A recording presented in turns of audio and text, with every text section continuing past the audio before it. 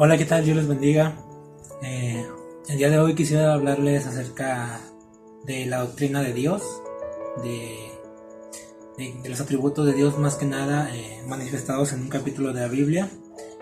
Entendemos que es muy fundamental la doctrina de Dios. En cualquier confesión de fe vemos como, por lo general, es la posición número 2 de las doctrinas. La primera sigue siendo la doctrina de las Escrituras, pero la doctrina de Dios, no por ser la segunda es más importante, sino que afirmamos que a través de la doctrina de las Escrituras es que podemos entender la doctrina de Dios, podemos entender lo que Dios se manifestó en aquel entonces y lo que Dios sigue siendo en la actualidad.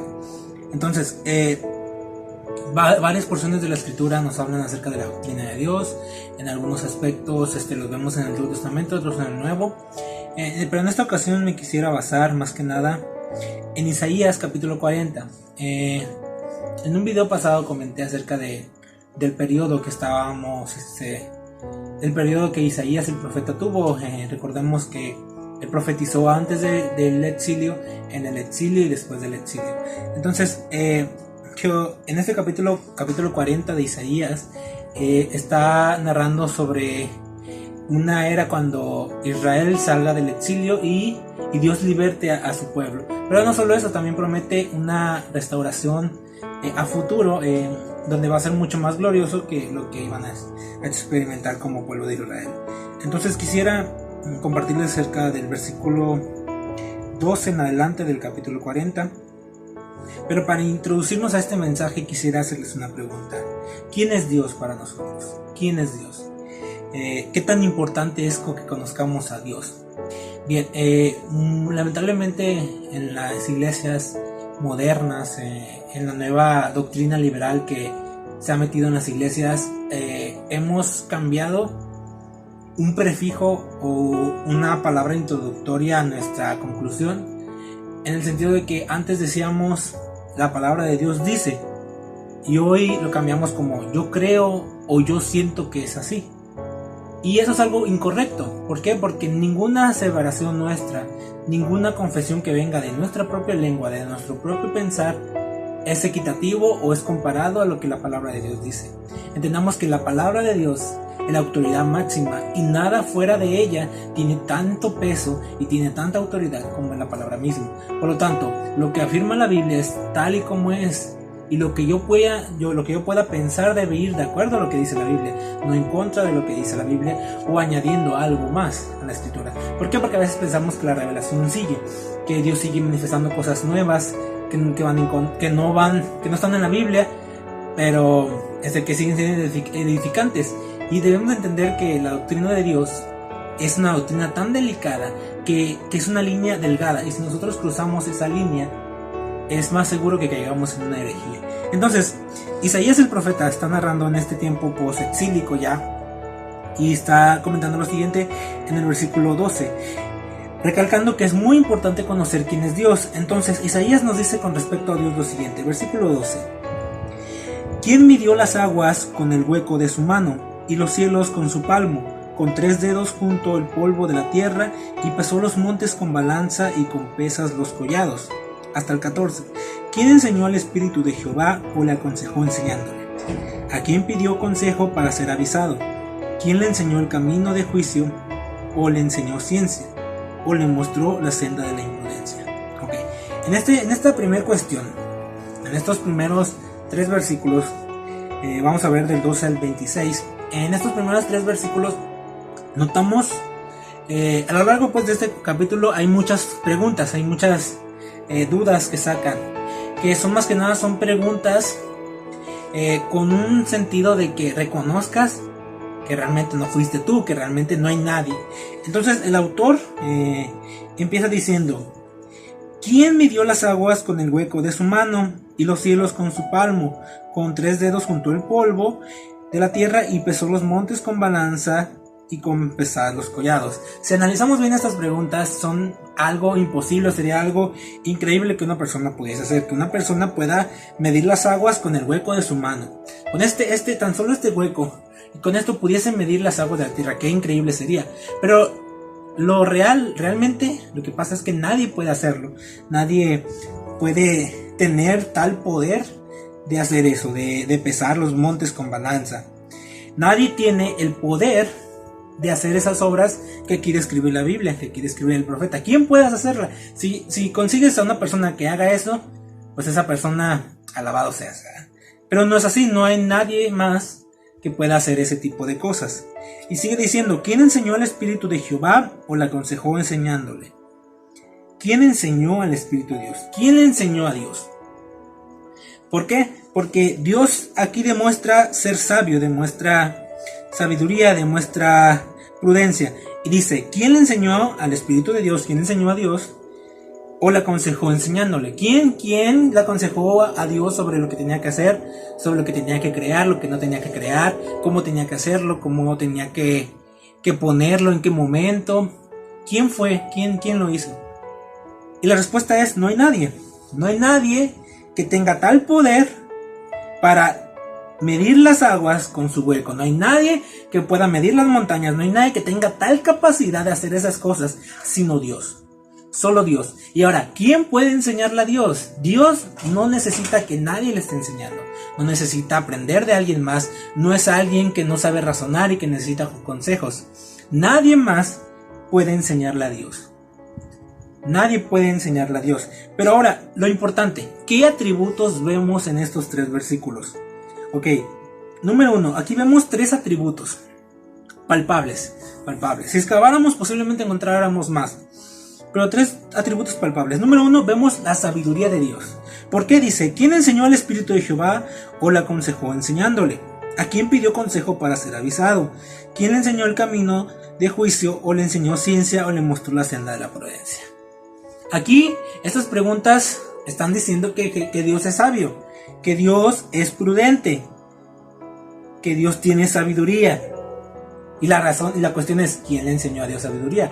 Y como sabemos que nadie le enseñó a Dios sabiduría, sabemos que Dios es sabio en su totalidad, en su plenitud.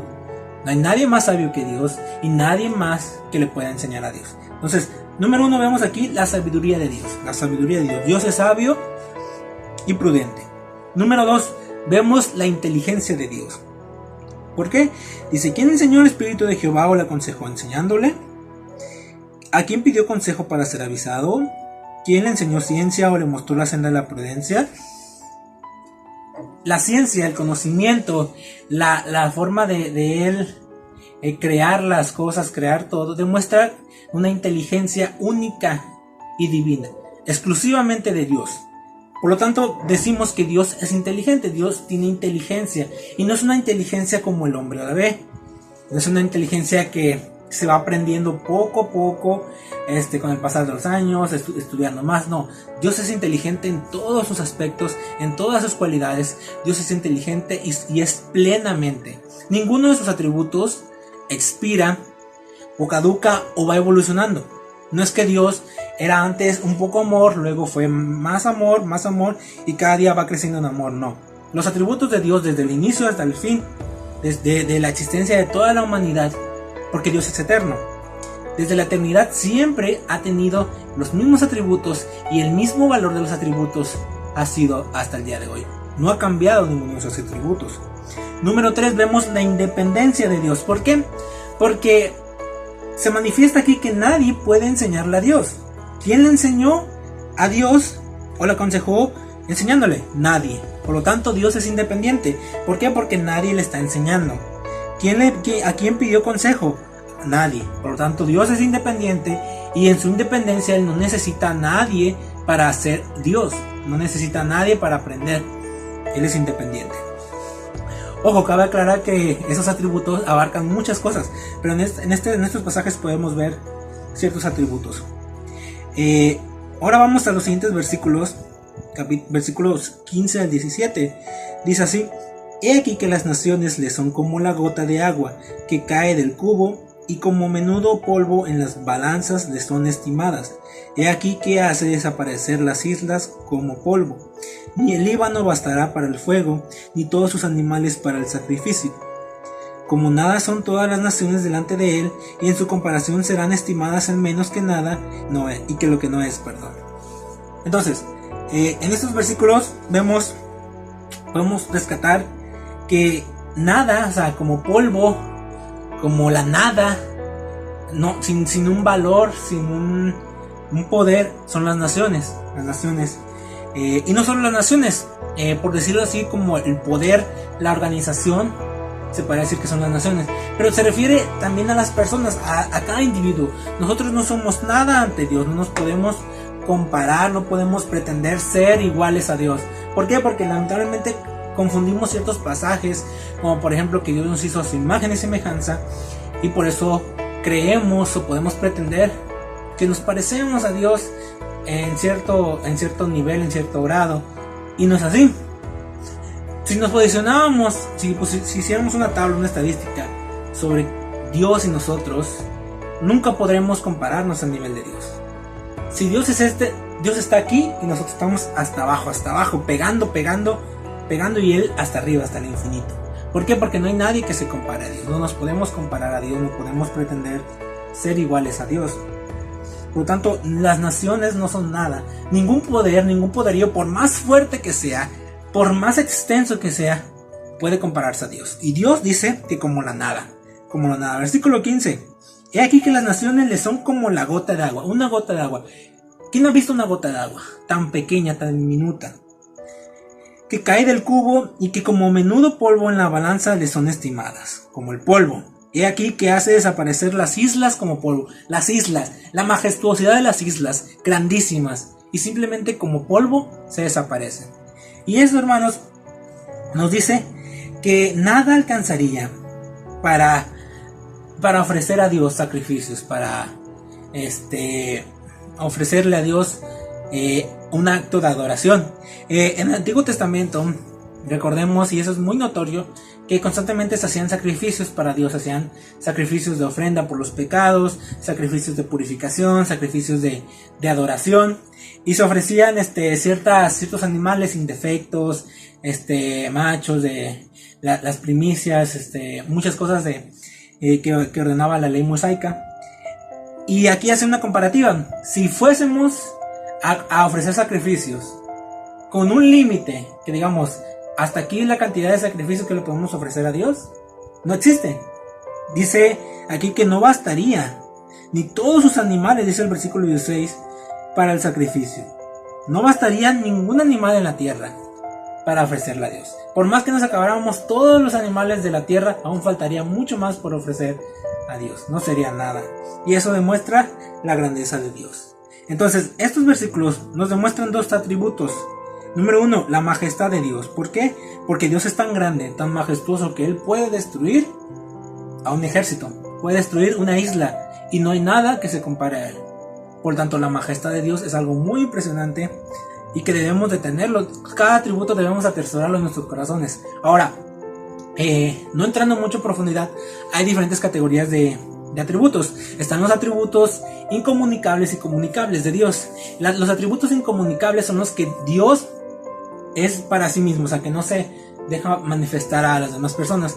Y los comunicables son los que los comunica con su creación. Y dentro de esa categoría hay otras categorías, como son los atributos privados, o los atributos de Él que lo caracterizan como Dios.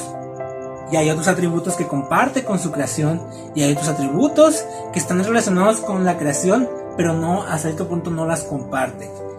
Como por ejemplo la creación. Dios es creador y las personas son criaturas. Y hay una relación en esos atributos, también como la santidad de Dios y el amor de Dios, la soberanía de Dios, y atributos propios de Él, como es la omnipresencia, omnipotencia, omnisciencia, que nosotros no podemos coincidir con esos atributos, no podemos experimentarlos en ese aspecto, o sentirlos, vaya. Entonces aquí nos revela la majestad. Y número 2, la omnipotencia. ¿Por qué? Porque es tan poderoso Dios, tan poderoso, todopoderoso, que puede destruir a las islas como si fueran polvo. Puede destruir a todas las personas, a todo el ejército, como si fueran polvo. Es tan poderoso que hace desaparecer las islas. Y eso es nomás por decir las islas, por no decir el planeta. Toda la galaxia depende de Dios. Y Dios es tan poderoso que puede hacer desaparecer a cada una de esas. Versículos 18 al 21 dice lo siguiente: ¿A qué pues haréis semejante a Dios, o qué imagen le compondréis? El artífice prepara la imagen de talla, el platero le extiende el oro y le funde cadenas de plata. El pobre escoge para ofrecerle madera que no se apolíe, se busca un maestro sabio que le haga una imagen de talla que no se mueva. ¿No sabéis? ¿No habéis oído? ¿Nunca os lo han dicho desde el principio? ¿No habéis sido enseñados desde la tierra, desde que la tierra se fundó?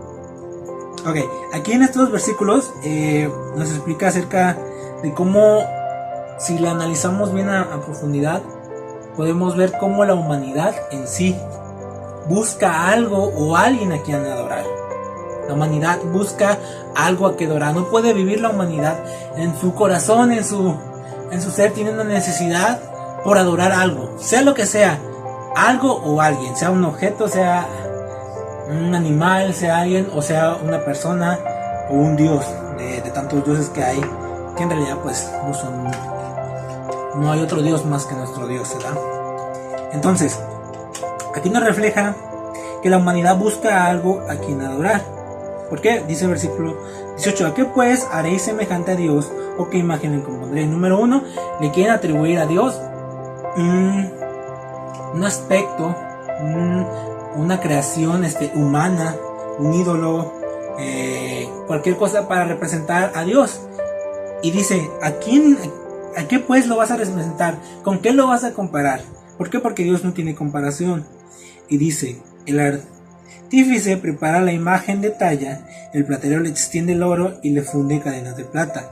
El pobre escoge para ofrecerle madera que no se apolíe, se busca un maestro sabio que le haga una imagen de talla que no se mueva. Entonces aquí vemos que la gente construye sus propios dioses, construye sus propias imágenes y refleja un deseo por adorar a un dios, a alguien que se le haya manifestado. Y los fabrican con sus manos y se ponen pues a adorarlos. Pero noten esa incongruencia. Como un dios que ellos creen que es todopoderoso, que ellos creen que es sobrenatural, tiene que ser creado, tiene que ser esculpido por alguien. ¿No será que es una incongruencia porque la persona que lo está creando en sí misma, ella es el creador? Es el creador de ese ídolo y todavía invierte los papeles y termina adorando a esa creación suya. Es una incongruencia. ¿Por qué? Porque pues ese Dios no existe por sí mismo, tiene que ser creado. Pero eso demuestra la ignorancia que tiene el ser humano, pero también el deseo que tiene de adorar a alguien. También nos enseña que Dios no puede ser rebajado a una imagen o a una estatua. Dice que ¿a qué pues haréis semejante a Dios? No hay nada, no hay ninguna imagen, no hay ningún ídolo que pueda ser comparado con Dios. No podemos recalcar o no podemos tratar de meter a Dios en un muñeco, en una imagen, en una pintura. ¿Por qué? Porque nuestro Dios es el Dios todopoderoso, es invisible. Y ese es uno de los atributos que nos manifiesta aquí. Nos manifiesta la invisibilidad de Dios. ¿Por qué? Porque Dios es invisible. Dios es espíritu, no tiene cuerpo, no tiene aspecto de humano. Muchos vemos, nos podría parecer confuso como en ciertas partes de la Biblia nos habla que Dios tiene manos, que Dios tiene espalda, que Dios tiene ojos, que Dios tiene oídos, brazos. Y es que en la antigüedad, en esa cultura, en esa cosmovisión del pueblo de Israel, estaba muy común usar aspectos de hombre, cualidades de hombre, ya sea de forma intelectual o de forma física, aspectos del hombre, y atribuírselos a Dios como si Dios los tuviese para representar alguna idea, como el sustento, como la tranquilidad que tenemos de estar con Él. Pues lo podía comparar con el brazo cuando el Señor te abraza. Pero en realidad no es que Dios tenga brazos, eso se llama antropomorfismo, que es atribuirle a Dios algún aspecto o característica del ser humano. Entonces, Dios no puede ser metido en un ídolo, en una imagen, y tampoco puede tener aspecto de hombre. Dios es invisible, es espíritu, y así se tiene que adorar a Dios. No se puede adorar a Dios con imágenes, con ídolos. debe ser una adoración anicónica, o sea, que no tenga imágenes, que no tenga ídolos. Versículo 22 y 24 dice: el que está sentado sobre el círculo de la tierra, cuyos moradores son como langostas, él extiende los cielos como una cortina, los despliega como una tienda para morar. Él convierte en nada a los poderosos, y a los que gobiernan la tierra hace como cosa vana. Como si nunca hubieran sido plantados, como si nunca hubieran sido sembrados, como si nunca su tronco hubiera tenido raíz en la tierra. Tan pronto como sopla en ellos se secan, y el torbellino los lleva como hojarasca. Entonces, número 1, aquí podemos ver que no hay comparación alguna con Dios. No podemos comparar a Dios. ¿Por qué? Porque para Dios los moradores son como langostas, dice aquí la escritura.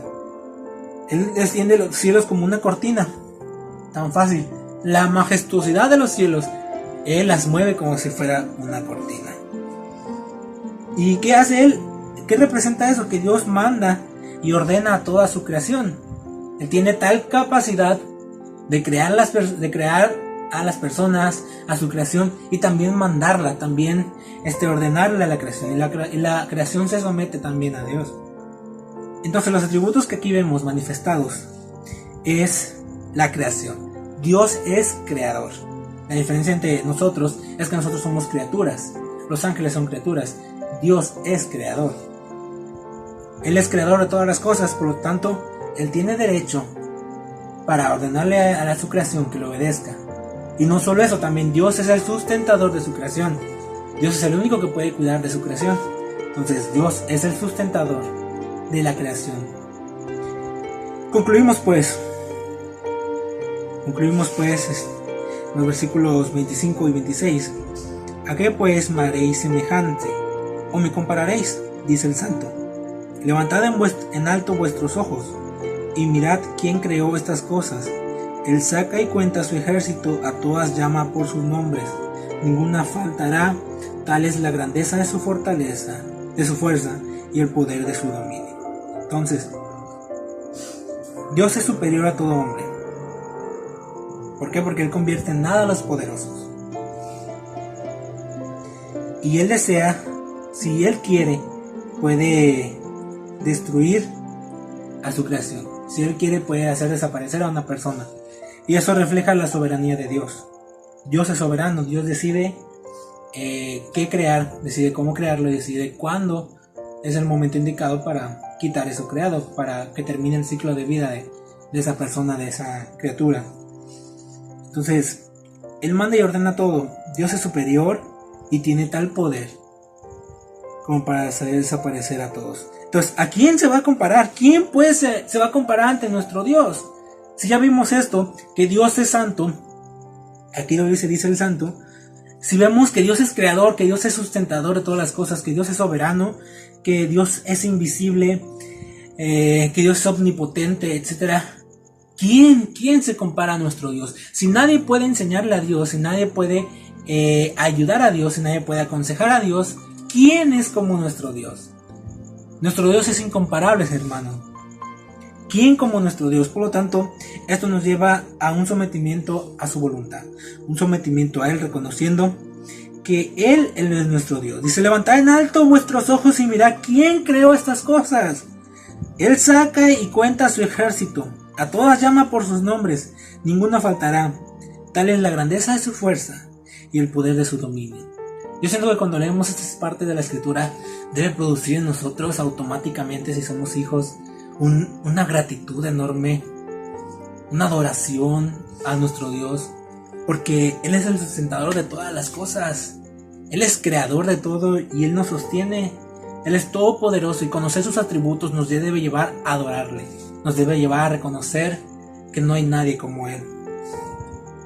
Concluimos pues, la doctrina de Dios manifestada en estos capítulos no es todo. En otros pasajes de las escrituras vemos diferentes cualidades también de Dios, y recalcamos otras más, y vemos más a profundidad. Entonces se necesita un estudio correcto de las escrituras para entender eso. Pero lo importante es resaltar esto: la doctrina de Dios como tal está revelada solo en su palabra, y su palabra es nuestra autoridad máxima y es infalible. Nada que salga de la palabra Digo, nada que vaya en contra de la palabra o que no esté en la palabra, podemos considerarlo como autoridad máxima. Nada. Por lo tanto, nuestro estudio del conocimiento de Dios, nuestro estudio sobre la doctrina de Dios, debe estar basado únicamente en la palabra de Dios.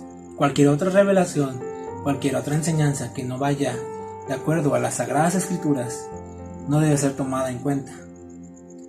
Y recordemos, los atributos de Dios son tan importantes, pero a la vez debemos de tener mucho cuidado, porque si levantamos un atributo más que el otro, es seguro que ya caímos en herejía. Por ejemplo, sabemos que Dios es amor, la típica, pero también sabemos que Dios es juicio, Dios es justo. Entonces, si ponemos por muy arriba el amor de Dios y dejamos abajo el juicio, vamos a caer en una herejía de decir, es que Dios es tan amoroso que no te va a juzgar. Dios es tan amoroso que no pues, se olvida de tus pecados y todo eso. Y por otro lado, si decimos que Dios es tan justo que no tiene amor, que es menos amoroso, podemos decir, es que tú no mereces el amor de Dios. El amor de Dios no es para ti. Tú no vas a alcanzar el amor de Dios. Obvio, nadie merece el amor de Dios, es por gracia. Pero en el sentido a lo que vamos, es de que si alteramos o sobreponemos un atributo de Dios antes que otro, caemos en una herejía. Por tanto, debe ser a la par cada atributo de Dios. Cada atributo de Dios es importante que lo analicemos y estudiemos. En ese mismo capítulo, versículo 8, Isaías 40, versículo 8 nos dice: sécase la hierba, marchítese la flor, mas la palabra de Dios nuestro permanece para siempre. Mas la palabra del Dios nuestro, permanece para siempre. La palabra de Dios permanece para siempre. Y la palabra de Dios no cambia, y es la misma, y es la que nos encamina hacia la verdad. Reconozcamos pues la majestad de Dios y sometámonos a Él, sometámonos a su voluntad, y cada día reconozcamos que no somos nada, que necesitamos de Cristo, que necesitamos conocer a Dios cada día. Y cada día que vayamos conociendo a Dios vamos a ver que realmente nos falta mucho por conocerlo. Que no se nos suba a la cabeza el conocimiento de Dios y procuremos realmente, apeguémonos a la palabra de Dios si es que vamos a enseñar sobre los atributos de Dios, sobre la persona de Dios y sobre otras doctrinas también como la de Cristo, como la del Espíritu Santo, la de la salvación. Que todo la palabra sea predicada como tal. Dios, gracias porque tú has sido tan bueno para con nosotros. Gracias porque nos has ayudado hasta aquí.